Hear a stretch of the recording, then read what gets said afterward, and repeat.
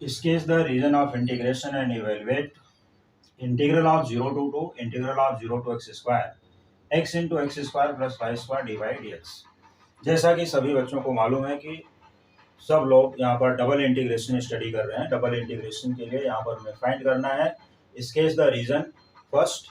ये जो क्वेश्चन दिया गया है इसका जो डायग्राम आएगा उसकी हमें स्केचिंग करनी है, डायग्राम बना के देना है और उसके बाद उसको सॉल्व करके उसका आंसर भी बताना है। तो how to sketch it and how to solve. First we see 0 to 2 0 to x square x into x square plus y square dy dx।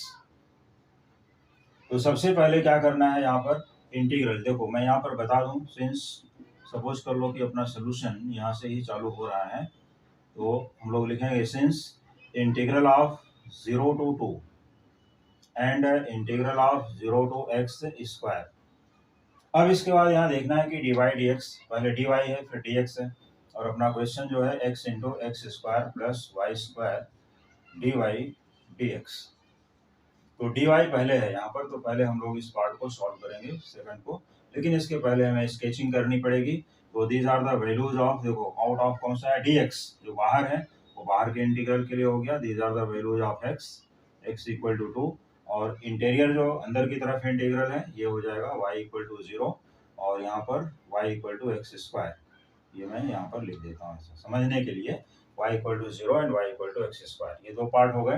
तो हम लोगों को यहाँ पर लिखना है कि since y equal to x square, देखो since y equal to x square, अगर मान लो हमने पहले अपर लिमिट को ही ले लिया तो x square equal to y it is a parabola. ये क्या है यहाँ पर पैराबोला है, तो चाहे तो ब्रैकेट में लिख लें, यहाँ पर ऐसा भी लिख सकते हो इट इज पैराबोला।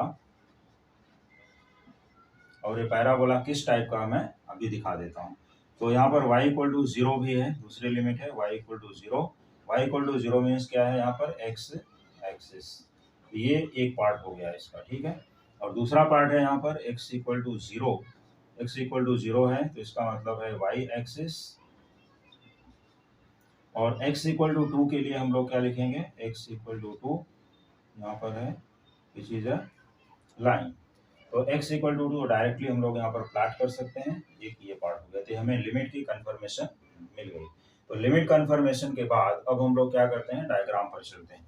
तो डायग्राम के लिए मैं यहाँ पर बना देता हूँ, आराम से देख सकते हो, छोटा सा डायग्राम यहाँ देख सकते हो। y equal to x square और x square equal to y के लिए हमारा जो पैराबोला आएगा ये ऐसा बनेगा। यहाँ पर ये शेप होता है पैराबोला का। This is y axis and this is x-axis, this is origin। और भी हमारे पास टर्म्स हैं, y equal to 0 that is x-axis, यहाँ पर ऑलरेडी प्लॉट है, और this is the origin O। फिर x equal to 0 and x equal to 2, तो x इक्वल टू 0 का मतलब हो गया y axis and x equal to 2 1 2 unit. Suppose कर लो कि हमारा यहाँ पर ये जो लाइन आती है ये लाइन को हमने ऐसा यहाँ प्लॉट कर दिया, ठीक। ये है लाइन x इक्वल टू 2 के लिए, तो x इक्वल टू 2 की लाइन ये मिल गई हमें। अब जो हमें एरिया फाइंड करनी है, एरिया जो फाइंड करोगे वो इस तरह से यहाँ पर बनेगी ऐसा। ये एक स्ट्रिप यहाँ पर हमें दिखाना है, ठीक है। तो एक स्ट्रिप के थ्रू ऐसा दिखा सकते हो। तो एरिया फाइंड करनी है यहाँ पर, क्योंकि अगर हम लोग x इक्वल टू 2 ये वैल्यू यहाँ पर पुट करते हैं तो y की वैल्यू हमें क्या मिलती है 4। तो x equal to 2 y equal to 4। ये y की वैल्यू यहाँ पर आएगी, तो यहाँ पर ले भी सकते हो 2, 4 ये जो कोऑर्डिनेट बनेगा। और जो रीजन हमारा बनता है ओ ए बी, सपोज कर लो एक पॉइंट बी है, तो we need to find the area of the region A O B. तो ए ओ बी के लिए एरिया फाइंड करनी है। इसके बाद हमें यहाँ पर और बाकी कुछ नहीं करना है। अब इसके बाद हमें सोल्यूशन पर फोकस करना है। तो ये पार्ट यहाँ कंप्लीट कर लिया। अब इसके बाद एक कंटिन्यूअस यहाँ पर हम लोग इसको सॉल्व कर लेते हैं। तो सॉल्व करने के लिए जैसा मैंने बताया, इसको एक स्टेप मल्टीप्लाई करके रख सकते हो यहाँ पर, कि इसको अगर हम लोग मल्टीप्लाई कर रहे हैं तो हमारा इंटीग्रल क्या बनता है वो देख सकते हो। देखो integral of 0 to 2 and then integral of 0 to x square x into x square, this is x cube, plus x into y square plus xy square d y d x. तो हमें सॉल्व करना है with respect to y. Then x square x cube and x, मतलब जो भी x terms हैं वो सब कांस्टेंट सपोज कर लो, x cube and x are constants. यहाँ पर हो गया 0 to first integral x cube integral of x cube d y, that is x cube y plus x y square, x constant है, इंटीग्रल ऑफ वाई स्क्वायर क्या हो जाएगा, x as it is y cube upon 3। This is the integral 0 to 2, ये 0 to 2 and D x. इसके बाद क्या करना है, अब ये लिमिट पुट करनी है हमें यहाँ पर, सॉरी 0 to x स्क्वायर है सेकंड लिमिट, तो यहाँ पर 0 to x स्क्वायर, तो x cube y plus x y cube upon 3। अब इसके बाद एक्स स्क्वायर वाई के लिए पुट करना है, जहाँ पर वाई है वहाँ दोनों जगह पे क्या रखना है, एक्स स्क्वायर। तो चलो पुट कर देते हैं, 0 to 2 x cube into x square बन जाएगा, यहाँ ये नोट डाउन करो, एक्स क्यूब जहाँ पर वाई है x square plus x y cube जहाँ पर है वहाँ पर हमें लिखना है, क्योंकि y के रिस्पेक्ट में है तो यहाँ पर एक्स स्क्वायर आ जाएगा, x square whole cube upon 3 अपनी प्लेस पर, जहाँ पर y है वहीं पर इसको रखना है। तो ये बन गया x cube x square plus x into x square whole cube upon 3।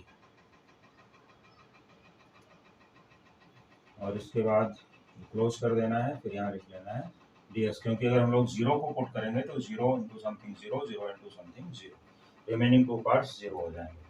अब यहाँ पर आता है x cube into x square, that is ये टर्म को हम लोग यहाँ पर लिखेंगे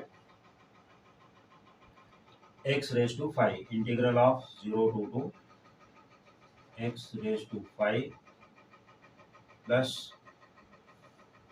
x raise to 6 into x, that is x raise to 7 upon 3